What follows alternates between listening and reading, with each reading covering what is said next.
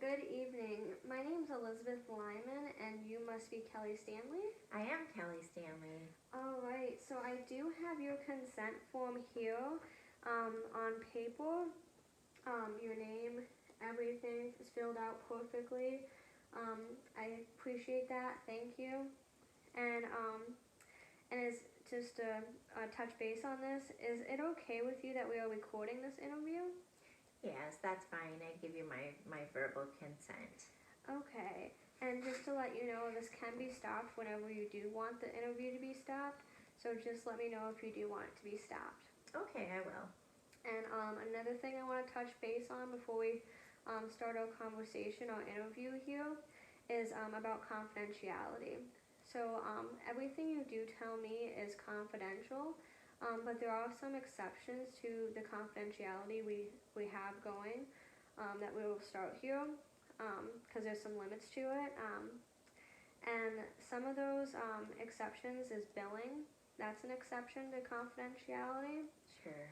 Another one is the courts can request files, but the files we would give them is very limited to only what they request. We would not give them more than they request, and if that situation does arise. Additionally, confidentiality would be breached if I feel that you are a risk of safety to yourself or to other people's safety. Does that all make sense? Yeah, that makes sense. Okay. Do you have any questions or concerns about any of that I've just explained? No, I don't think so. Okay. So, to start off this interview, I want to ask you, how did the first, last trip of the day of sea glass picking start? Well, we left pretty early in the morning, and we traveled all the way up to Lubec, Maine, which is now my all-time favorite place to pick sea glass. My husband works up and down the coast sometimes for his job, so we ended up staying in Lubec, and now it's my favorite place.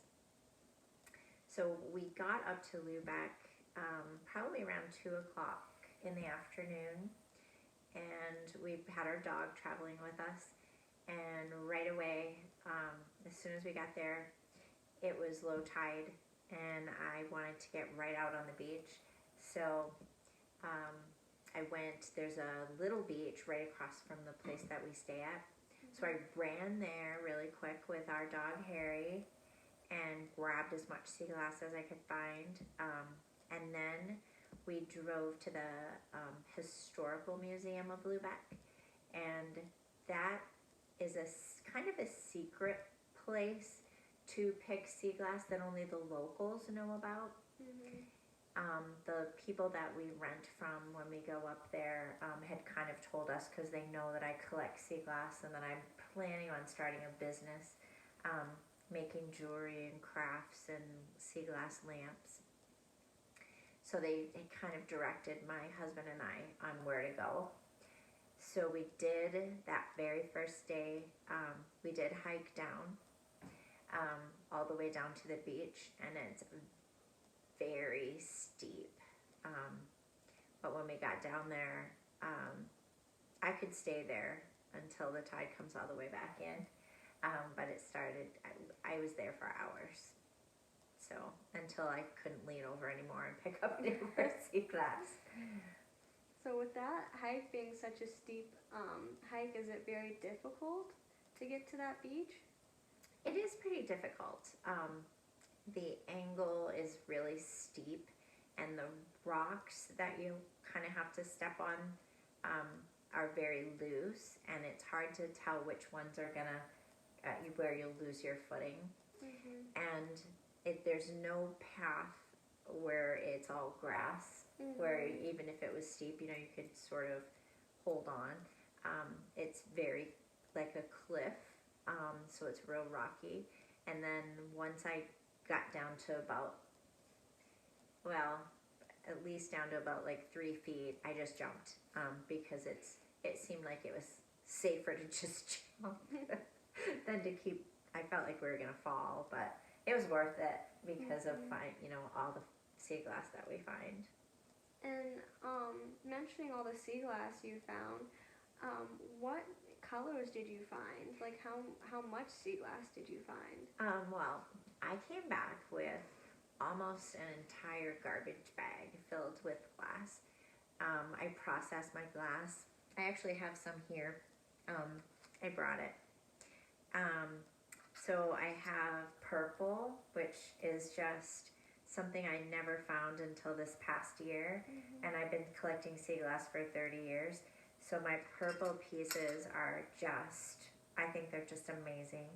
And then I have these really nice different colors of aqua and shades of blue. They do look amazing. Yeah, shades of blue and then shades of like a greenish, almost a turquoise color. And I've arranged them in my dish, kind of like on a little display that I really enjoy looking at because I'm just, I'm just so enthralled with my sea glass. So I arranged it in this little plate.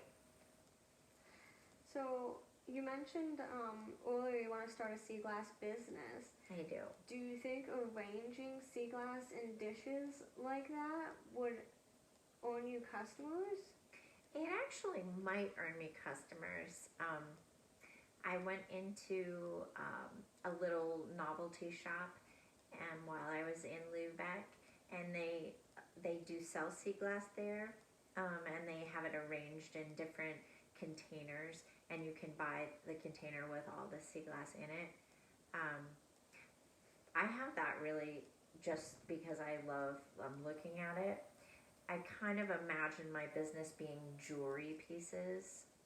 I've never made jewelry, but I have trunks and trunks full of sea glass, mostly smaller pieces, until I started going to Lubeck and finding these much bigger, refined pieces. So it's been very eye-opening, and it's just I can really relax my mind when I'm picking sea glass, because I don't focus on anything else except looking for the glass, so I'm not worrying about anything. Now, mentioning that worry, what would worry you? Well, I carry a lot of just concerns because I have a really busy medical practice, and so I have to make decisions all the time for patients, and so it's nice to just kind of leave that behind and not have to, I don't think about anything, I don't worry about chart notes or CT scans or patient medications or anything. I'm just looking to find glass, and it just quiets my mind a lot. Would you say a quiet mind is the aim you're looking for while sea glass hunting then? Well, I just love doing it, and I never really could understand why I was so drawn to it. I love the ocean, and I love going to the beach, and glass is beautiful. But my husband pointed out to me that it's just relaxing because you can hear the waves coming in, and you can smell, the salt. And then when you find the pieces, it's really exciting because it's like you're on a hunt. Like a scavenger hunt? Yeah, kind of but as an adult, and then you don't know what you're gonna find, so it's really exciting gathering it, and then we'll kind of split up on the beach, and then we run together to show each other the sea glass that we found. Kind of like a mystery hunt. Kind of, yeah. You never know what you're gonna get, but it's been really great up there, better than all the other places I've been to so far. What is the most interesting piece of sea glass you've ever found? I would have to say that the most interesting piece I've ever found is probably this piece. It's an interesting shape, and it's a color that I've never seen before, even in glass, period. So I would say that's probably the most interesting piece. For sure. I've never found red, but my husband has found 3 big pieces of red sea glass, which is really rare. and he found it all that time that we went up. Last time we went up to pick sea glass in Lubeck. Yeah, to Lubeck. Yeah. And how did that make you feel when he was the one to find the red pieces? Oh, I was happy for him. Really happy for him. I wish I would find red, but I think my eyes go away from that, because when you look at a piece of red sea glass on the sand, it looks brown, and I have so much brown sea glass and tans and oranges that I don't want that color anymore. So I never bother to pick it up and then hold it up to the sun to see the true color of it. So I guess I can't be too upset that he finds it, because he always takes the time. Well, I bet it's a lot to look forward to for your next trip. It is. I can't wait to go back. I'm really happy you came in to talk to me about this. You're welcome. Thank you for your time. Sure. No problem.